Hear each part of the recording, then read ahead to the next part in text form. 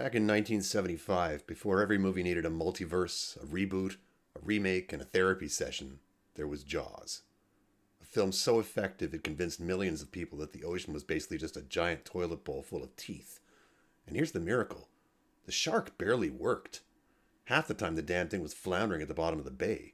And yet this movie is still scarier than most modern films. Embarrassing, really. Directed by Steven Spielberg, Jaws was supposed to be a modest thriller. Instead, it accidentally created the summer blockbuster. Studios looked at the box office numbers and immediately learned the wrong lesson. Not, let's make great movies, but release loud movies in June. And here we are today. The plot of the film is beautifully simple. A shark starts eating people. The town wants tourist money. Tourists equals shark snacks. Common sense gets thrown straight into the toilet. Meet Martin Brody, the police chief who's afraid of the water, but still ends up living on an island and ends up fighting a sea monster. Because, unlike modern protagonists, he actually has flaws. And an arc. Imagine that. Then we meet Quint, a man who looks like he's been marinating in salt water and bad decisions since birth.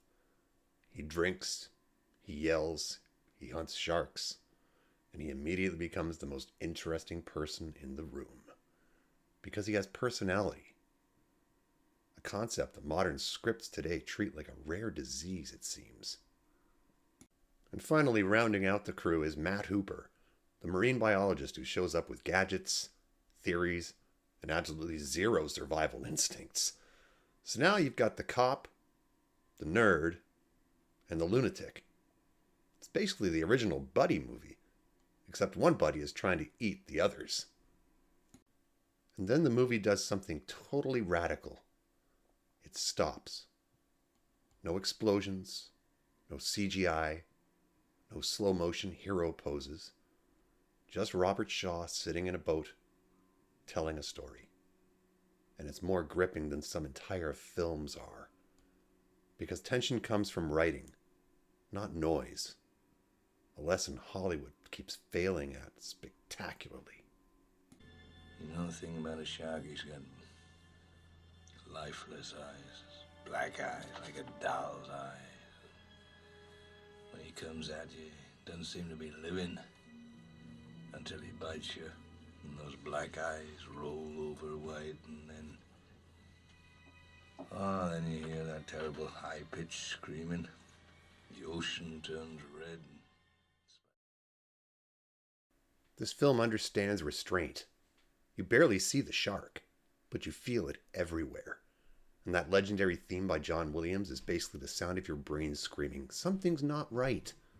2 notes. That's all it takes. Yes, the ending is ridiculous. A man blows up a shark with a rifle shot. Physics quietly leaves the room. Logic packs its bags. The author of the novel rolls his eyes. And you don't care. You cheer. Because the movie earned it. That's the difference between fun and nonsense.